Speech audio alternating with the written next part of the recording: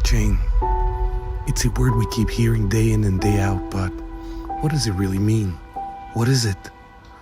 We're told it'll take over and be the basis of the metaverse, but is that a good thing? We're now in a blue pill, red pill moment in history. Blockchain and crypto are taking over payment systems all over the world and becoming the infrastructure of our monetary systems, but no one seems to mind that it's slow, dangerous, and generates more greenhouse gas than the entire country of Argentina. At this moment, a single Bitcoin transaction uses as much power as a US household for 75 days. Crypto is amazing technology, but it needs to be managed the right way. This is why Blocklite introduces a new concept for crypto, one that is fair and that is thought with an understanding and care for our environment, the beauty of our planet, and the future generations of humans, our succession.